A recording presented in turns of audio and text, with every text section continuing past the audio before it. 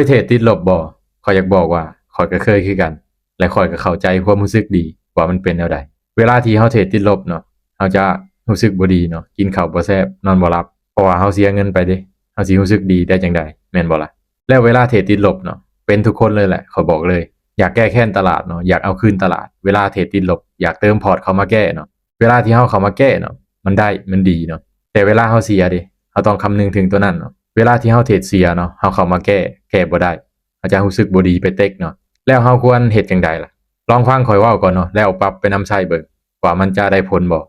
คำเว้าอาจจะช่วยรู้แหน่เนาะแต่ว่า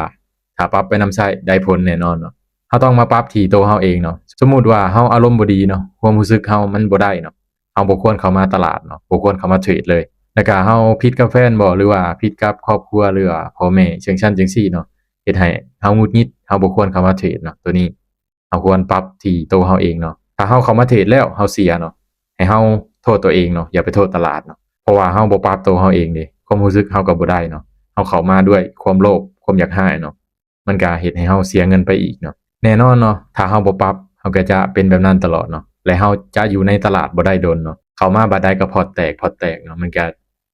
สุดท้ายเงินเราก็เบิดเนาะหลักๆเลยก็เราต้องควบคุมที่ตัวเราเองเนาะโทษก็โทษตัวเองก่อนเนาะเพราะว่าตลาดบ่งามเราบ่ควรเข้าเนาะปรับอารมณ์ปรับความโลภมีวินัยหลายขึ้นเนาะเราจึงจะอยู่ในตลาดนี้ได้ดนเนาะถ้าเราบ่ปรับบ่เปลี่ยนหยังเลยก็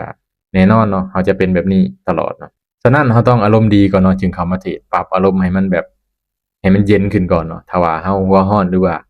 ไปเจออิหยังมาที่บ่ดีเราบ่ควรเทรดเลยเราต้องพักตัวเองก่อนเนาะพักผ่อนให้สงบซะก่อนเนาะจึงเข้ามาเทรดเนาะเพราะว่าเวลาอารมณ์ดีเนาะเฮ็ดหยังก็สิดีขึ้นไปเนาะถ้าว่าหัวร้อนเด้เฮ็ดหยังก็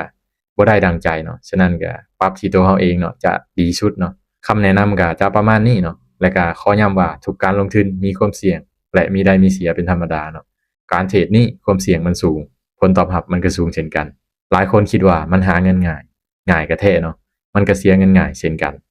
ฉะนั้นควรศึกษาให้มีความรู้แท้จึงเข้ามาสำหรับคลิปนี้ขอขอบใจจัดไป